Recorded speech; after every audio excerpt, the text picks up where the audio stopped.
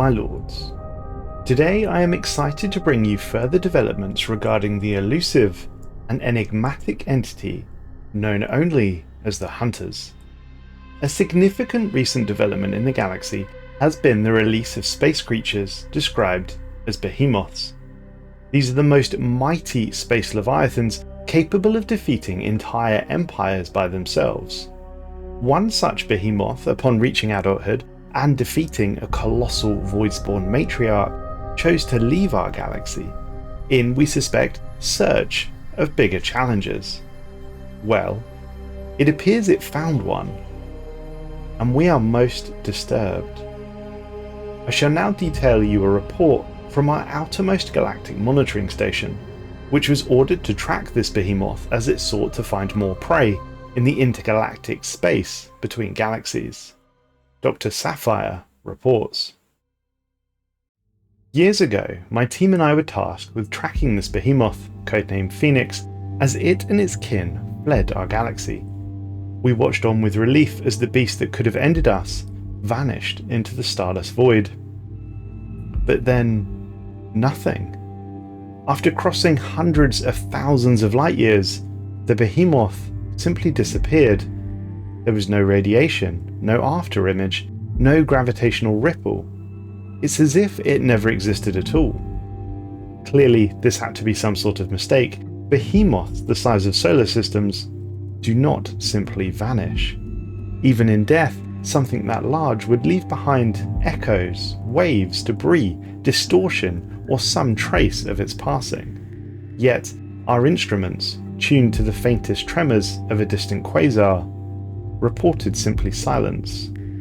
No occluded stars, no lensing, no measurable mass. It is important to stress that Behemoth was not simply gone. It was as if its entire existence had been erased.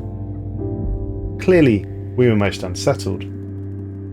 Uncovering the Behemoth's fate would take myself and my team several years of deep, detailed analysis, and frankly, we're still largely in the dark to what happened. With no hyperlanes reaching out that far, we relied on theory and half-mad science to somewhat guess what happened in its final moments. It would appear that the Behemoth showed no fear, it was simply flying on towards its next galaxy. And then, in an instant, its form warped, spiraling inward like twisted fabric, and then it simply vanished. There was no struggle, and there was no trace. My team and I have theories, a new form of FTL perhaps, hidden by a deep space rift or perhaps some sort of anomaly. Or more concerning, was it folded into inexistence by an exterior power? Whatever the truth, it lies far beyond our reach, and possibly beyond human comprehension. These findings terrified me, and I note, though I sincerely hope it is merely a coincidence, we have several captured Pythorian drones at this monitoring station. We use them as a monitoring device to detect the presence of other Pythorian splinter fleets. Well, the scientists who look after these Pythorian drones note that they are growing increasingly restless. They are showing signs of behaviour that we have never seen before. Based on my interpretation, and that of my team, we suggest that they're scared. In a minor refraction, one of my team has carved out an ancient Terran phrase beneath the monitors of these Scourge drones. It reads, "Quis venantia ipsus ventori." Roughly translated, this reads, "Who will be hunted by the hunter themselves?" Or alternatively, who will hunt the hunters? This new insight, my lords, is clearly very disturbing, and it would appear that in the case of the Behemoth, even gods can die. I note that perhaps this is a good time to revisit our theories on the hunters, for while we've known for decades that they exist, it remains unclear to this day what precisely they are. So, I'll discuss several theories for you, and I'll rank them as to what I deem the most likely to be correct. We begin with what we actually know about the hunters. The only solid information we have is from the Pythorian Scourge. Hardly a trustworthy source. They state that they are fleeing from these hunters. This singular statement has sparked debate throughout the ages. I think it's important to highlight the fact that they are being chased. The second key piece of information that we have is that decades after the Pythorians' arrival into our own galaxy, we noticed that the galaxy they originated from had been totally eclipsed. The stars either all went dark at once, or a gigantic object obscured the galaxy from view. So, on to the potential candidates. I will discuss them all today, and in no particular order. We begin with the Unbidden. Many have put forward the Unbidden as the likely candidates for the Hunters over the years. They fit the description provided, and we know that they are invaders who feed on organic life. They are quite capable of destroying stars, or perhaps even feeding upon them. Furthermore, they are incredibly effective at destroying Scourge vessels. Their weapon systems tear through armor plating and hull like it's not even there. They would be rather fantastic at destroying a great Scourge empire. However, I think it's unlikely to be the Unbidden for several reasons. Firstly, the Unbidden come through to our dimension to feed. Why then would they waste time chasing the remnants of a Scourge fleet through intergalactic space? That doesn't quite add up. It's also not clear whether the Unbidden alone would have the strength to destroy a Scourge-infected galaxy. While their ships are very well suited to destroying Scourge vessels, the Scourge themselves have weapons that are highly effective against the Unbidden. The last point I'll raise is that the Unbidden require organic or machine empires to research and use jump drive technology. This weakens the barrier between dimensions and allows them to more easily punch a hole into our realm. The Scourge never developed jump drive technology, so it seems unlikely that they would have been attacked by the Unbidden in the first place. In the same vein, it's also unlikely to be the aberrant, vehement, or even the formless, for more or less the same reasons. So are the Unbidden the Hunters? I don't think so. I'd give this a 2 out of 10.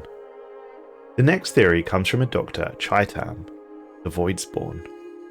This theory is that the Voidspawn we are familiar with in our own galaxy are actually tiny offspring of a much larger and significantly more dangerous galaxy-consuming Voidspawn. This theory is based on messages that we've received from the Curator Enclave. We believe the Voidspawn is the progeny of an extragalactic predator of unthinkable proportions. One that stalks the void of space in search of its prey. Though we have never before encountered a live specimen, we have heard tales of the destruction and chaos sown that these Voidspawns leave in their wake. It is said that worlds fester under their shadow. From what we can tell, the mother lays planet-sized eggs in orbit of a star, where they incubate for several thousand years. Sometimes this is long enough for it to develop an atmosphere and organic life. The Voidspawn feeds on living matter, and the adult Voidspawns are said to exert a strange influence on all living things. If the views of the Curators are trustworthy and accurate, then it is extremely possible that a Voidspawn of unthinkable proportions could be roaming the intergalactic space. Could one of these be responsible for destroying the Pythorian home galaxy? Perhaps. But what was it that would cause the darkening? Perhaps the Voidspawn also consumes stars. It's all possible. I give this a 6 out of 10. The next theory concerns a swarm of Stellarite Devourer-like beings. In a similar vein to the Voidspawn, although with a lot less evidence and more speculation, it's possible that a swarm of one or more stellar Devourers, and perhaps several of its children, could fall upon a galaxy and begin to consume its stars. This would explain the darkening of the stars, as they are literally consumed. However, one would not expect the entire galaxy to go dark at once, and it is unclear to what extent a swarm of Stellarite Devourers would be in terms of a threat to the Pythorian Scourge. As there is zero evidence for this, but like many things in our galaxy, speculation fuels debate, and equally there's no evidence for it not being the case, I'd give this a 4 out of 10. The next theory concerns a crisis empire attempting to ascend, resulting in the firing of the athrophasic engine. This is a possibility that should be given serious merit.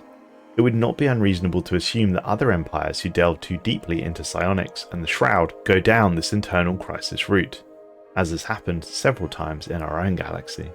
This empire could certainly have the power to defeat the Scourge and send them fleeing into intergalactic space. Perhaps if the fanatics were purifiers, they would also give chase. This theory is further supported by the Scourge origin galaxy going dark all at once. It could represent the firing of the athrophasic engine. I'd give this a 9 out of 10 rating. Everything fits together. Crisis Empire could indeed be the Hunters. The end of the cycle. In a similar vein of thought to a Crisis Empire filling the role of the enigmatic hunters, the end of the cycle also appears to be a fitting candidate. We know that this creature is capable of annihilating entire galaxies. However, all of our records state that the end of the cycle does not consume stars. It only hunts down life, and as such, I think the end of the cycle being related to the hunters is quite unlikely. I'd rate this at 2 out of 10. Perhaps the Pythorians were duped by some sort of psionic being, and their galaxy darkening was merely a coincidence. This is an interesting theory that I've heard mentioned a few times before, and it is perhaps one of the most out of the box, and yet has real potential for being the answer.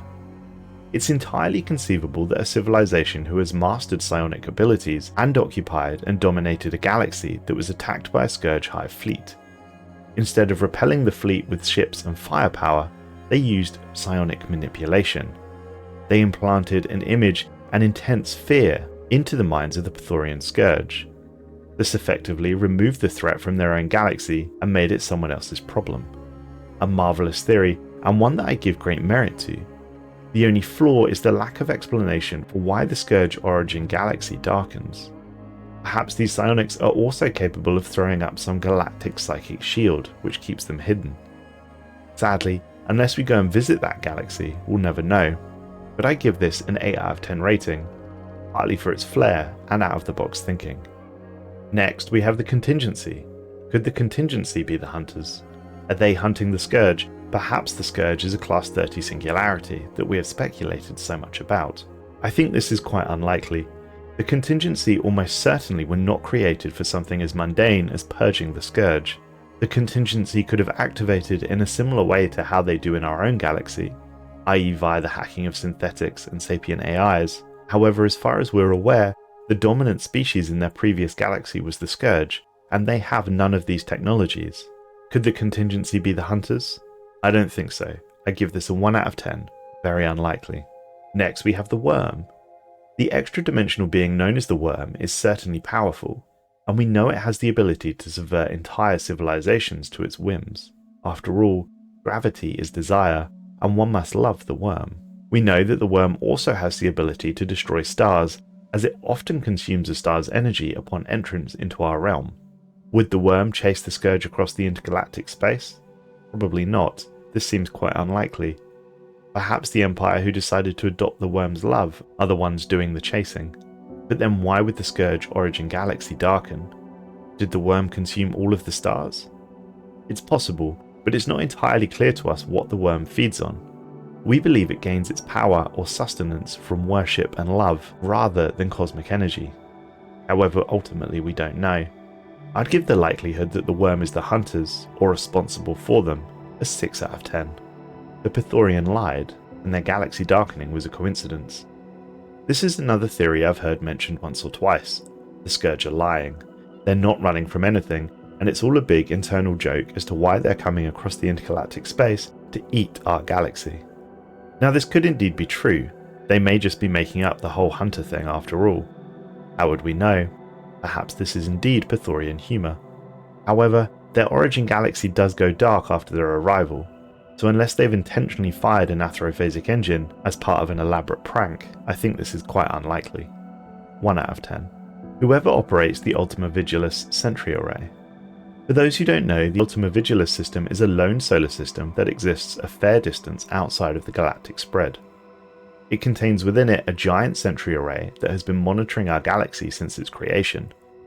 We hacked into this array and turned it off, and we were sent the following rather angry message. Did you ever consider that someone might have been watching that signal feed you just so carelessly cut off? Well, since you're proving yourselves to be a dangerously aggressive vermin, it's time to call the pest control. Prepare to face your doom. Our doom, as it turned out, was the release of the Unbidden. Whoever these creatures were at the other end of this message, they have the power to light a beacon and attract the Unbidden into our galaxy. So back to the original question, could these creatures be the hunters? Maybe. We don't really have enough information beyond wild speculation. They're clearly incredibly old and powerful, but beyond that, we just don't know.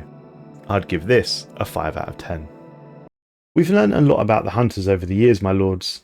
Part of me yearns for more, but perhaps it is for the best that we simply never find out who or what these creatures are. If they have the power to simply wink us out of existence, that would not be a fitting end for mankind.